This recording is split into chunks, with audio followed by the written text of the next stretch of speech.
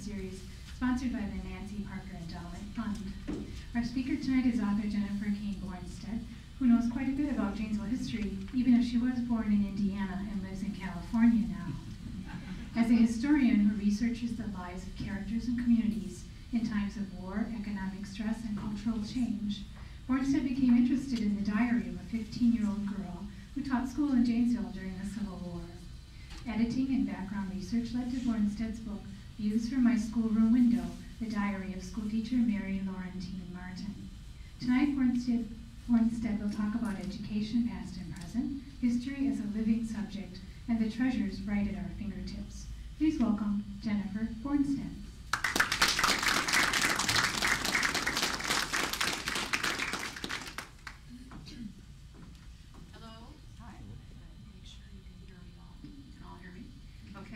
May be better without. We'll see. We'll see what you think. I'm so happy to be here tonight. The last 2 days, I've had a whirlwind of talks at local schools, primarily in Beloit. Turns out that in spite of what a lot of people think, young people really do have a hunger for history. And I'll just tell you right up front that of those, when I asked, how many of you like history? And let's say that perhaps only 2 out of 60 raised their hand. Then I said, okay, now let me ask you a different question. How many of you like people? Everyone raised their hand.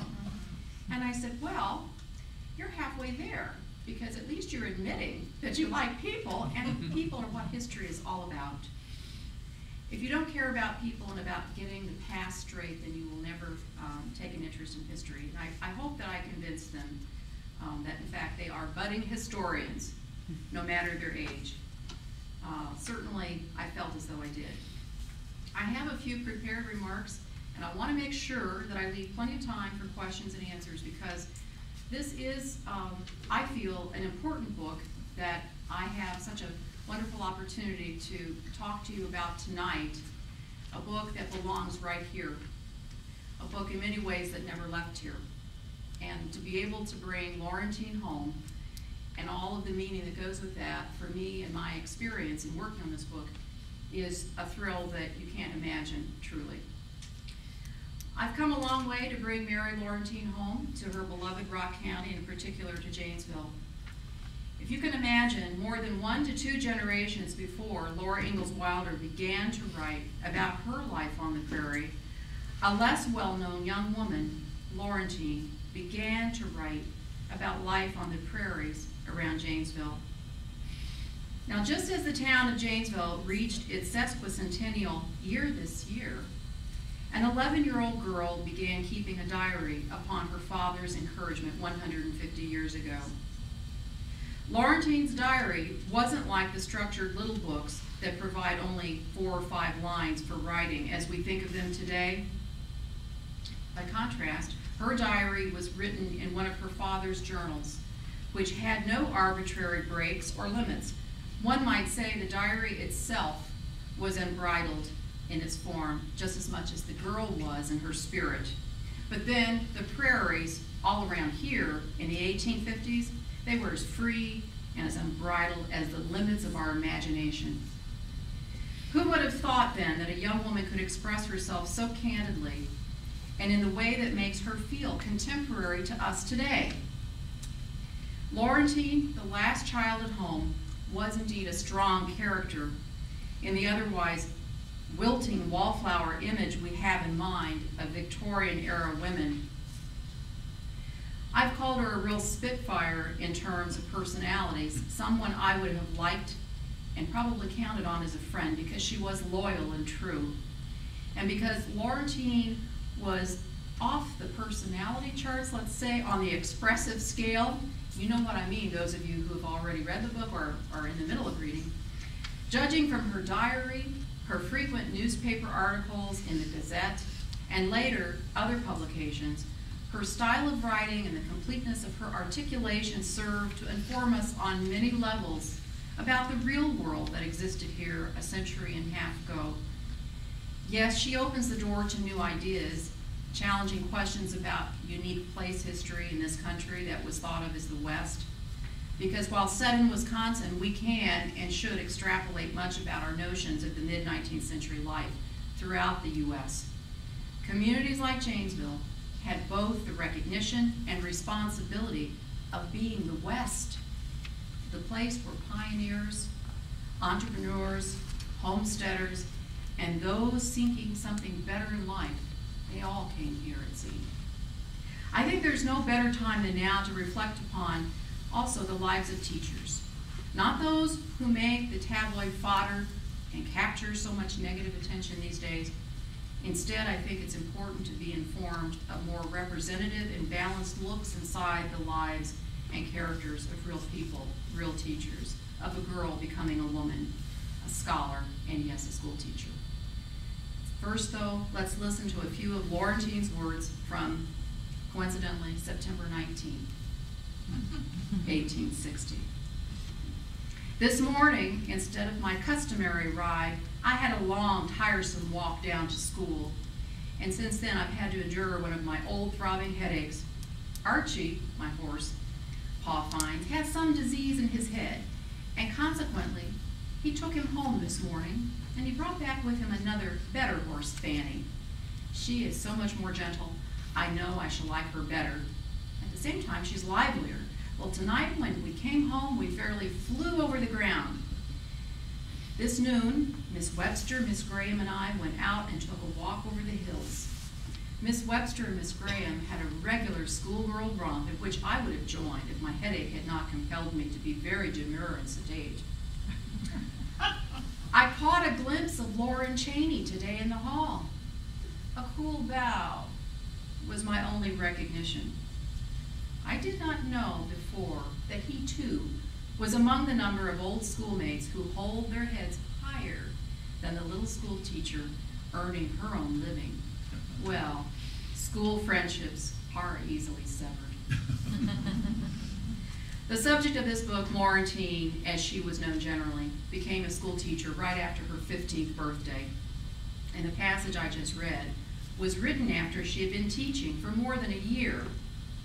At 16 years of age, she was somewhat of an old hand at it, yet her spirit and her writing still reflect her youthful feelings, even then. I think that the discipline of keeping a diary is quite a difficult task. To do it well and with endurance, it's not to be undertaken lightly. One must commit to faithful personal expression of life's experiences with an uncertain future for its permanence or how it might be interpreted. Few undertake the task of diary writing considering who might read them, let alone if they will be left intact. I confess that I have neither had the interest nor the discipline, mostly the latter, to keep such a diary as young Mary Laurentine Martin did starting in 1856. I would just be curious to know in the audience, how many of you have persevered with a lifelong habit of keeping a diary? Not even one of us? I think you're afraid to admit it for fear we're going to storm your house. She has sketchiness in her diary. Well, I admire you at least. I talked with a number of students yesterday and today and encouraged them to write a diary because I know that they are living history and they might be persuaded through another scholar's history, through their story, to document today and for tomorrow's understanding. As a researcher and writer of historical subjects, I find personal narratives, letters, diaries, and memoirs of extraordinary value in understanding the landscape of life today. What do they tell us? Why do I feel this way? Am I wrong? Personal narratives tell us how prairie land became restricted parkland and why developers today can't use it for new housing. Diaries can explain the contentious factions in a community around the issue of building new or better schools and how disputes were solved. Note, of course, upon arriving here, I couldn't help but notice in the newspapers that that particular coverage is still going on in 2006. Personal narratives explain the roots of early philanthropy in a community and why an organization today may have been the beneficiary of some elder's vision. The annual fairs, our calendar traditions, a church's growth, and even our town's rapport with the state capitol may all be revealed through personal narratives. At a fundamental level, though, personal narratives tell us about character, about values, beliefs, and personality. Laurentine wrote, "How varied are the scenes one meets in just passing through Milwaukee Street.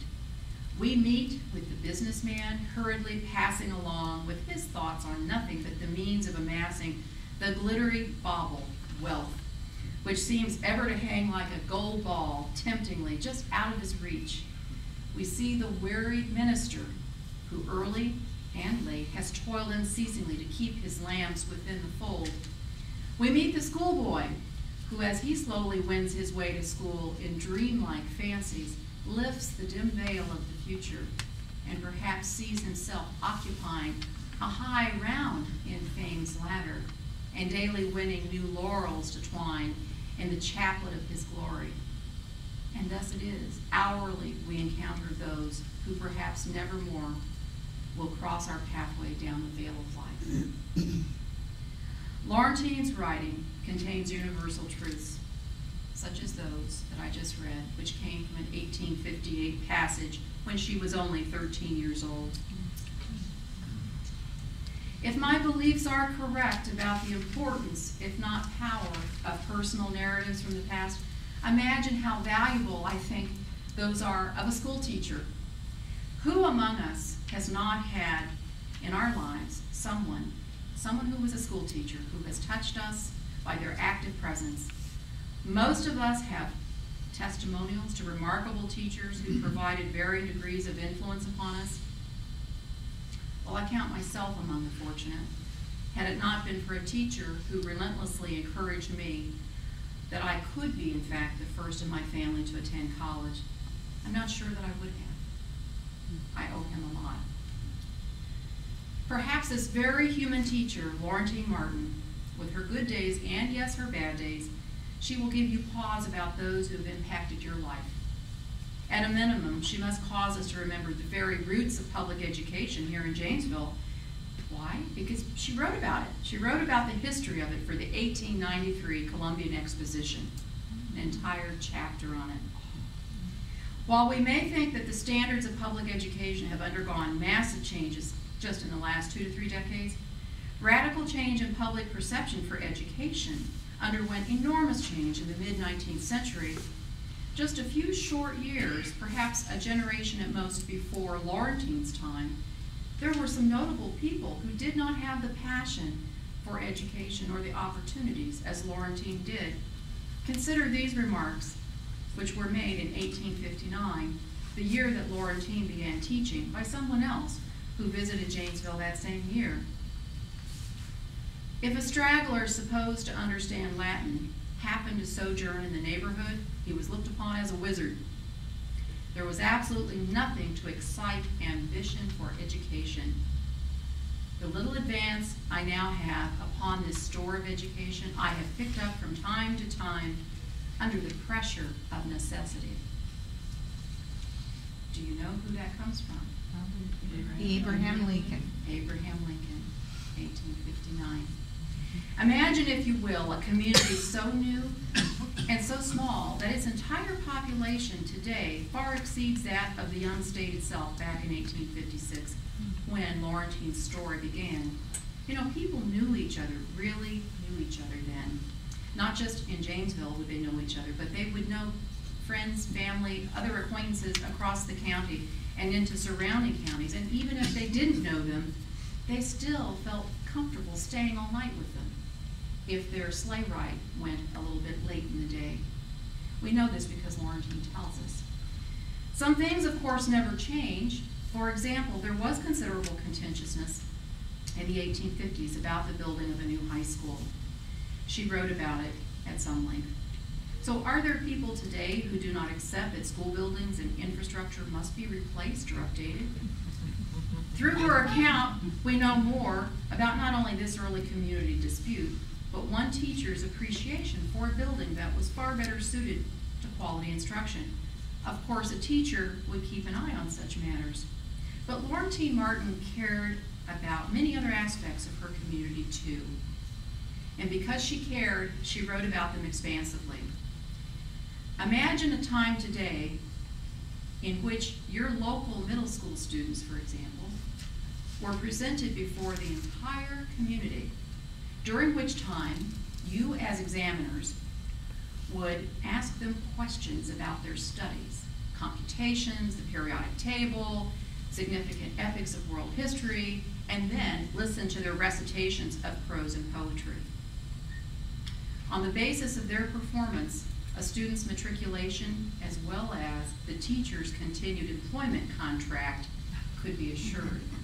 And yet that happened right here. I think perhaps it's one of the best examples of measurement and performance standards that I've read. Imagine them just parading through here.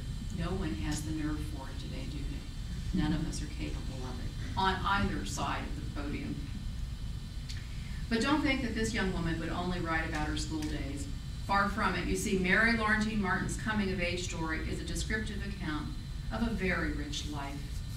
Not rich as in wealth, because she wasn't.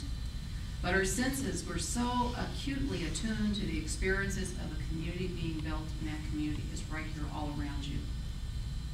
What kinds of community am I talking about particularly? People at work, for example. Doctors, ministers, politicians, lawyers, judges, farmers, shop clerks, and even soldiers are all described as she encountered them. The surname index alone is something over 250, though I believe when I counted. I can't be sure that I got them all in that count.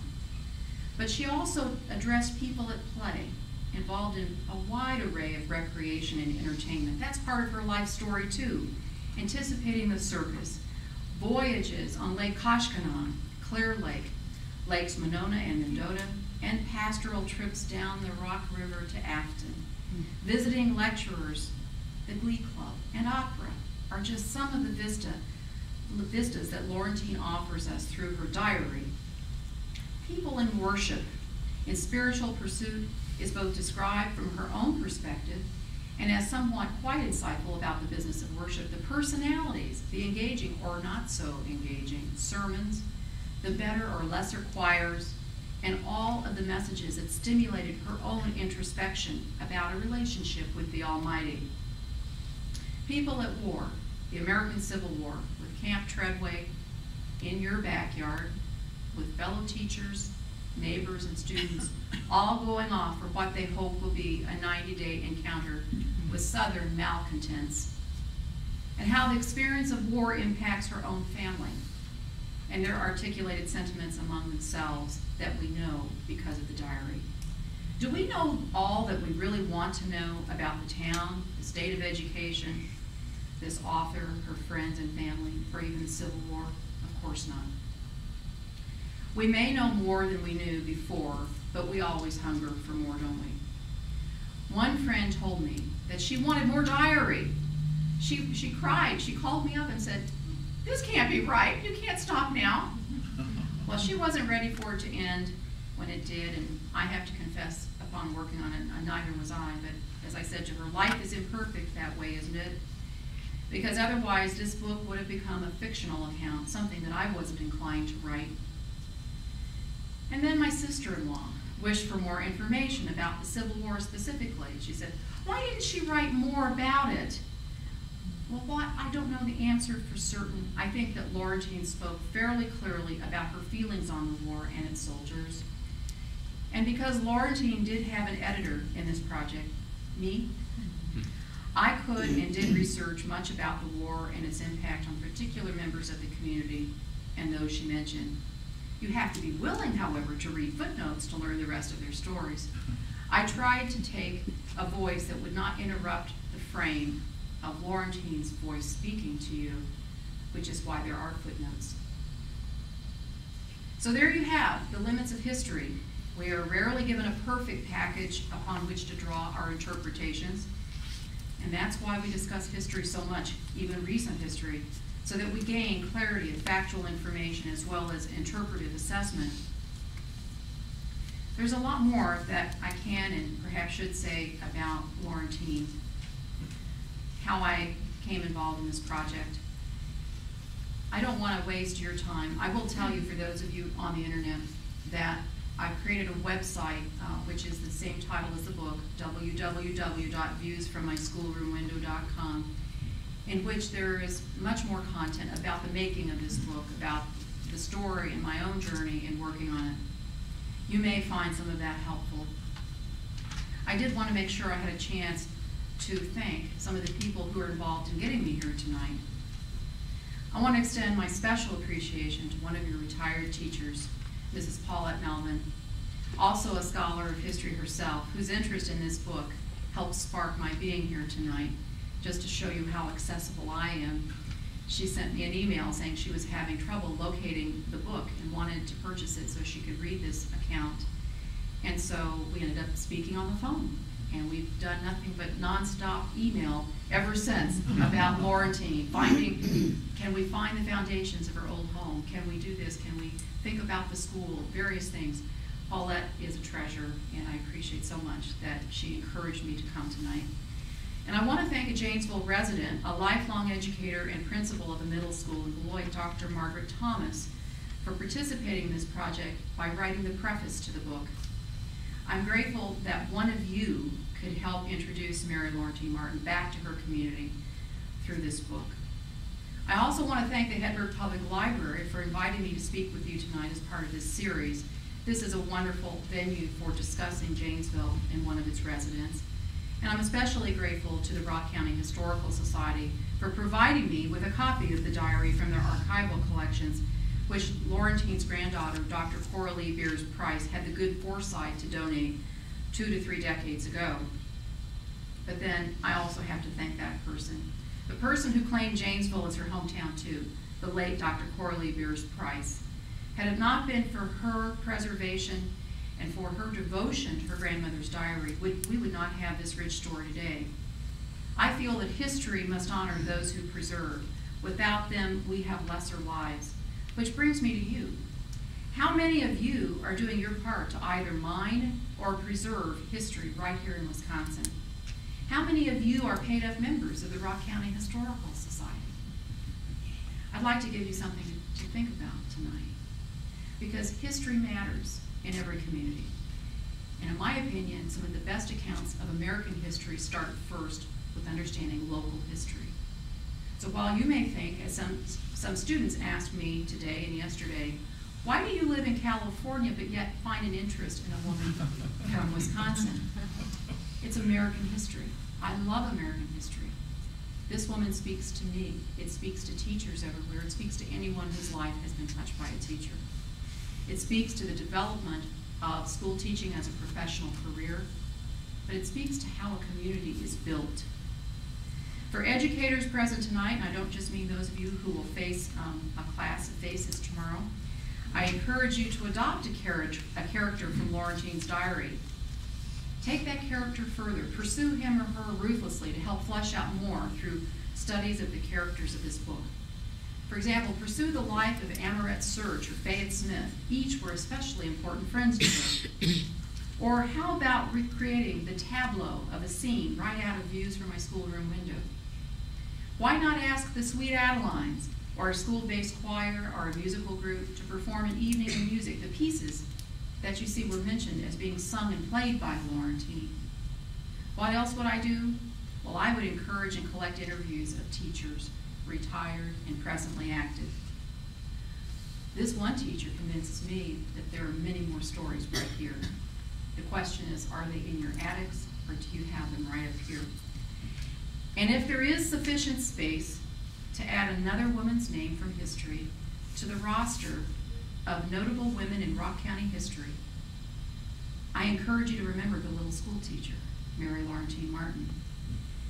I encourage you to consider Views from My Schoolroom Window as another starting point in your region's journey to develop a richer heritage trail, but a trail of important people whose contributions to the region live on today. And while you're doing so, keep Laurentine's words in mind that go back from 1861. These pages will doubtless be very dear to me years hence, and perhaps someone else will be interested in them after I have lain my weary body down to rest in the grave.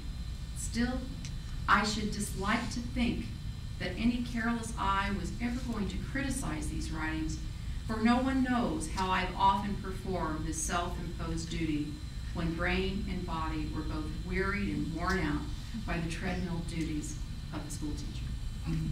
Thank you.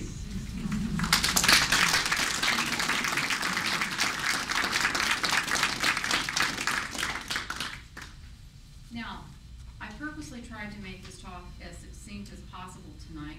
I wanted to share my enthusiasm about the years of working with this project and why I think it's important, not just to Janesville, not just to Wisconsin, but to American history and to others other than Janesvilleites, as she often referred to them. We also have historians in this room, and so I'm going to open this up to question and answer. And I don't pretend that I can know all of the answers, because you're going to have some good ones, I just know. I think some of you came with a particular one. That's fine. We'll do the best we can. But I do want to just tell you one thing that came up repeatedly in every class that I spoke to in the last 2 days. Nearly without exception, someone in the class said, "Was this a hard book to write?" A hard book to write. And so I would ask, do you have a hobby? Is there something you like to do? Is it skateboarding? Is it fishing? Is it working on the computer? Yes, or one of those. And you love it, right? Yes. Is it hard work for you? No. When you're working on something that you feel blessed to have a chance to work on, and when work is not work at all, but it's a labor of love, then it's certainly not a chore. And I never felt that this was. I always had in my mind, as they say, beginning with the end in mind. Somehow I knew someday I would be here with you tonight, that I would bring Laurentine back, and as a result, her granddaughter, who was from Janesville too. I had hoped she would still be with us. She passed away a little over a year before the book was out. She had a very rich and long life herself, which probably should be a book. She was about 97, 98 when she passed, but her widower emailed me even as late as yesterday, because he knows that I'm here, to send on hurrahs and cheers and thrills that I've made it to Janesville to tell his late wife's story of her grandmother, Laurentine. He, of course, is 102. He, of course, still has the ability to summons me to Kansas, because almost no one else can do that, including my husband, he would argue. But when he calls, I tend to answer, because, well, let's be realistic about the numbers. He's a very hearty man and a fine man, and one of the finest human beings I've ever met. But what I've learned from him also is that age is but a number, it's but a state of mind. And so when he last summoned me to Lawrence, Kansas about 4 weeks ago, it was to help him plan with big paper on a flip chart his next work, his next projects. Because whatever time he has left, he wants it to matter. He wants to get it right. How many of us carry that sentiment around about getting it right, doing all that we can do to make a difference? Well, they certainly have made an impact in my life, and it was a sheer accident that I met them in the first place. Or not, as some might say, if Laurentine had anything to do with it. I was finishing a Civil War book in Kansas when a footnote led me to their house for a cold call and hopefully an insight that they might be able to share with me. They didn't have that insight, but we became fast friends over the years that followed. And I came to realize that Coralie Beer's Prize had one desire that had never been met in her life, and that was to see her grandmother's journal, her diary, put into book form, because she felt there was so much more there that people needed to know, other than perhaps just seeing her name on a roster of past teachers. And I had to agree with her. And when she asked me to write the book, and she gave me rights to publish it, I was really honored. Or the comment was that there had been a lot of interest in pursuing the Martin home in Janesville, and also the schools where Laurentine taught. And that's information that we can probably update either on my website, or we can update wherever it's appropriate, because the more you find out, the richer this story becomes. You'll be driving by it next and you'll stop and take another look. Or as I fortuitously discovered when this book was almost ready to go to the press and I had a different cover in mind, there was an 1860 print, an engraving in the Wisconsin Historical Society that is called, just a second, I want to get it technically correct. An 1860 print that says Bird's Eye View of Janesville, and it's from the high school, 1860. So a direct quote from the book, views from my schoolroom window. She wrote an essay by that name, by that title. And so she's superimposed as a young woman on the print, the Bird's Eye View of Janesville, which has the orientation of being one that you're looking out of the high school to the community. So that was a really wonderful discovery, and I was able to get permission from the Historical Society to use it on the cover. Any other questions? Yes? Where did she receive her education? She did attend the academy in Janesville, and then she was among, as Monty just said, was a member of the first graduating class of that high school, the one that she described the contentiousness about in 1859. But that was the limit at that point.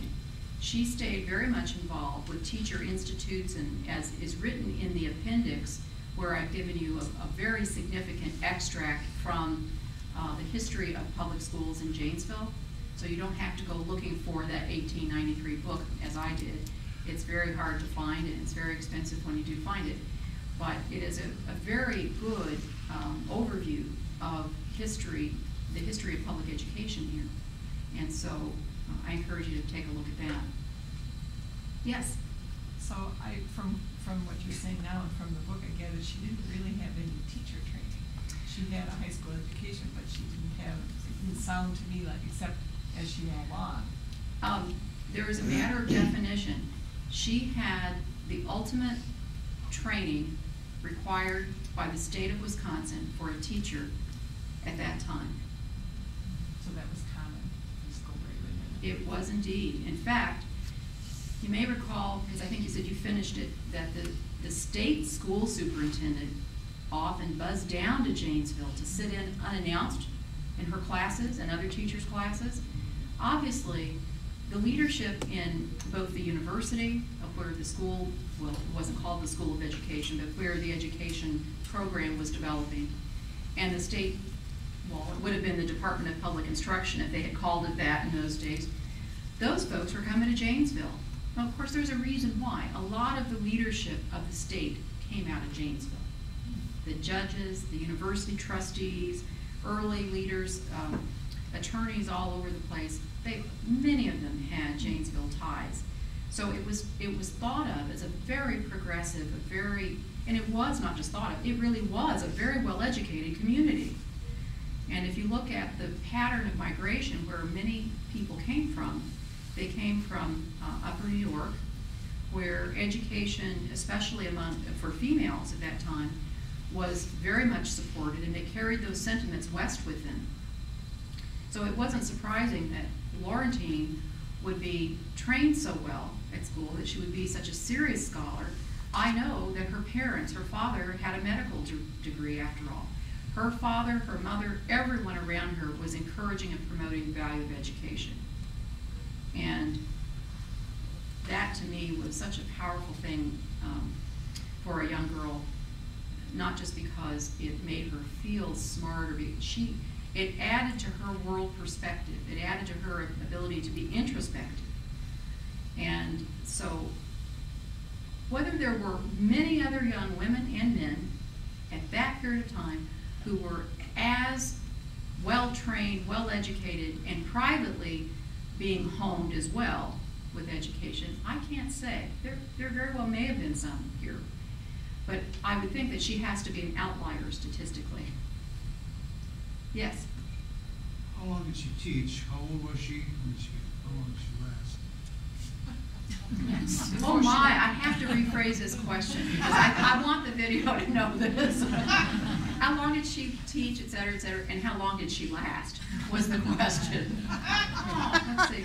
Well, first of all, I don't want to give the book completely away, but I will say that she taught for several years. She was a very modern young woman, and she thought that marriage was, as she called it, a veritable leap into darkness. All of her young friends, her girlfriends, they're just dropping like flies. They're getting married, they're going insane, they're getting married, people are committing suicide, they're getting married, they can't ever read a book, and I mean, they seem senseless. And she's thinking, this is a tragedy. I loved that. I can appreciate that.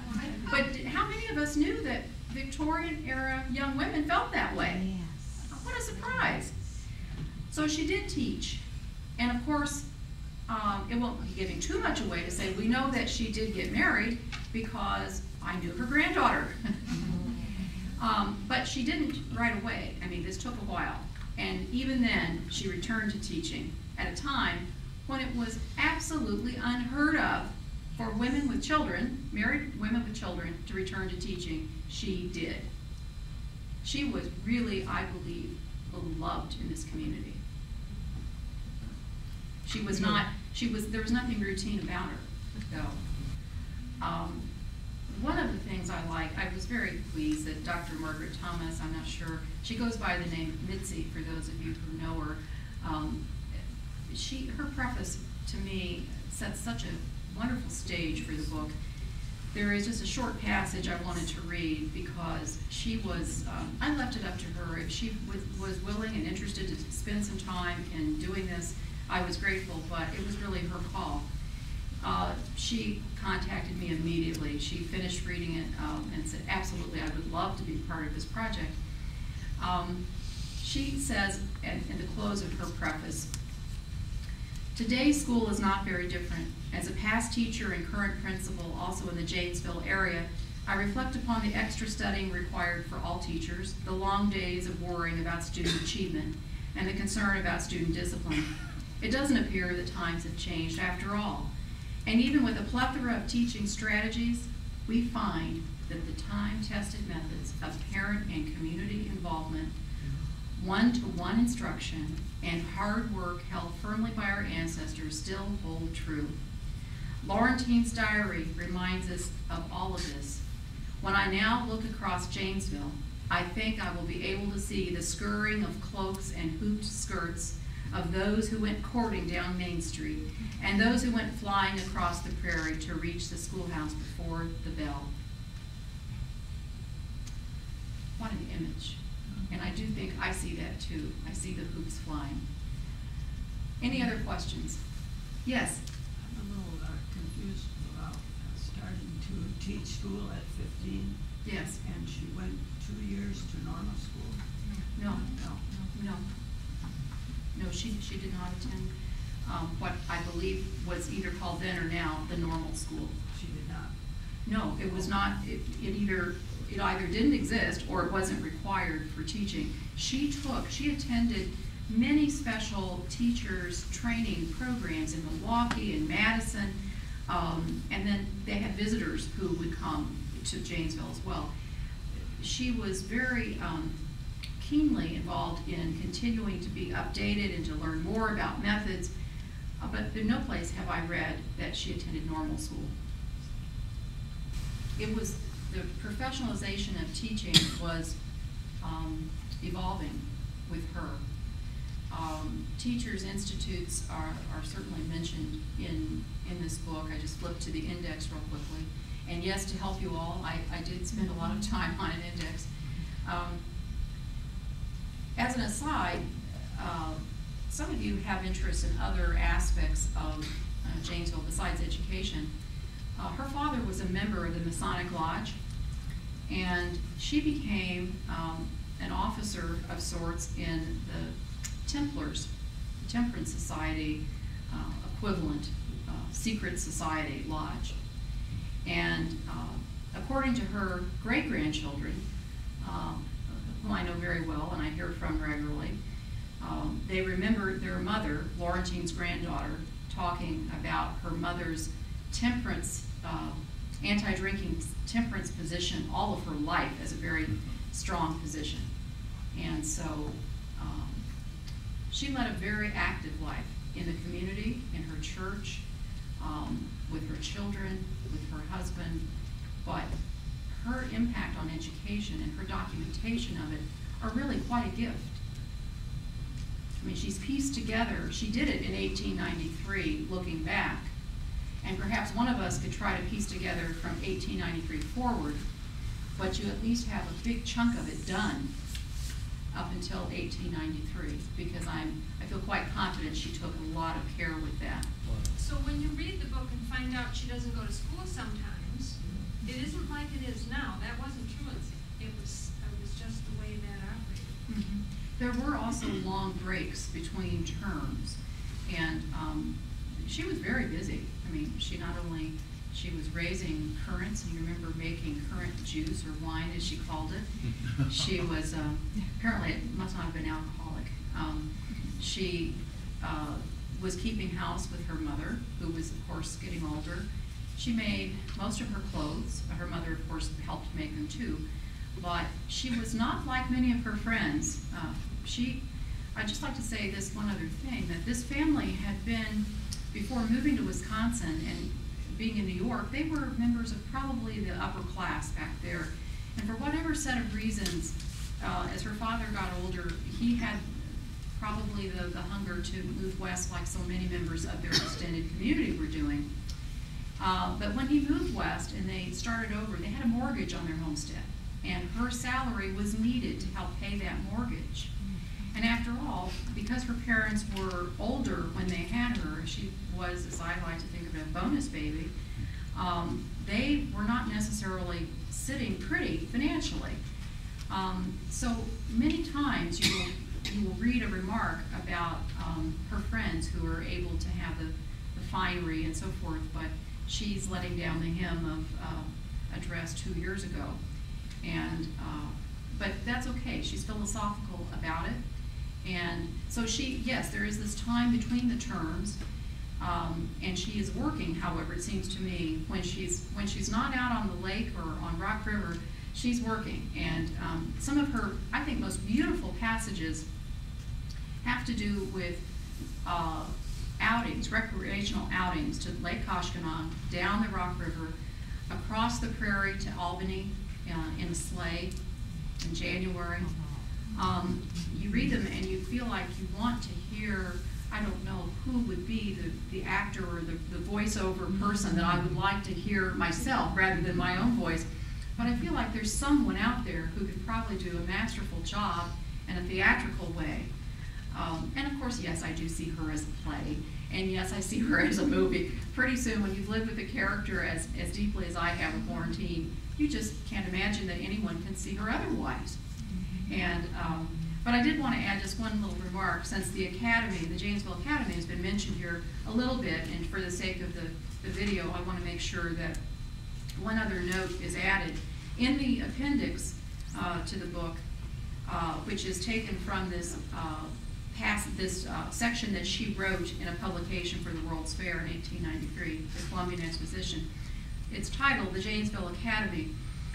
A stone building of commodious proportions was erected on High Street, and in 1844 a school was opened therein with Reverend Thomas J. Ruger as principal. Messrs. Allen, Woodruff, Woodard, Webb, Spicer, and Gorton successively took charge of this institution, and about 1855 the property was purchased by the city for use as a public school and was known for a brief period thereafter as the Janesville Free Academy. This ancient landmark has been torn down, and the imposing edifice known as the Lincoln School erected on its site. Many of the older businessmen of Janesville owe their education to the curriculum of the old academy.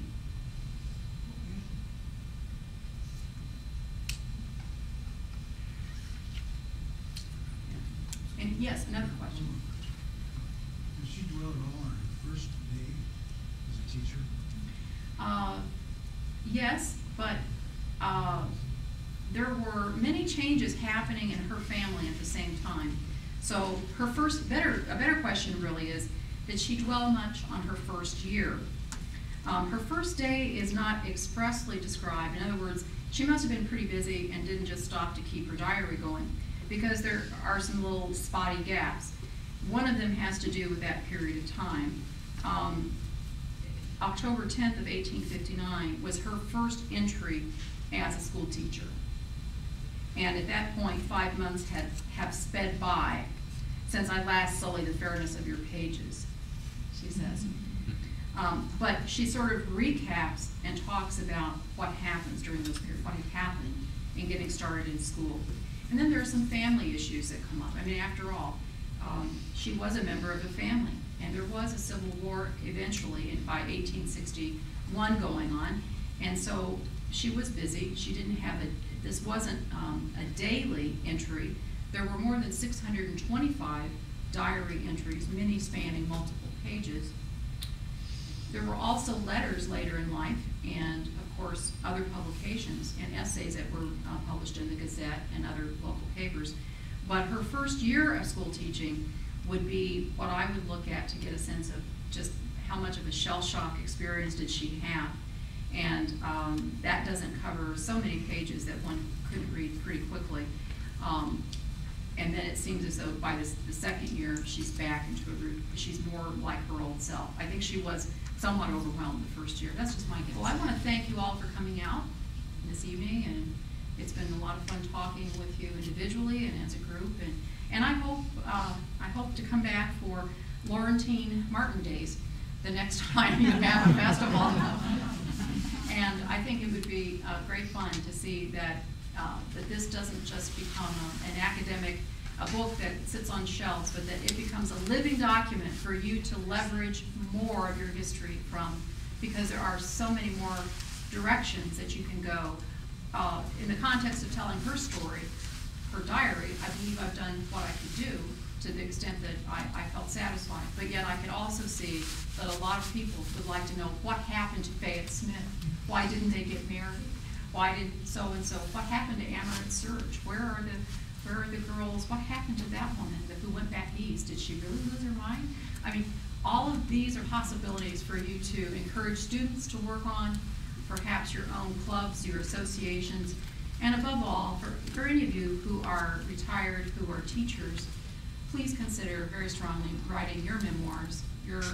It's too late for a diary, because that needs to be written real time. That's something you're writing at the time. But you can write your memoirs of teaching, or you can do an oral interview.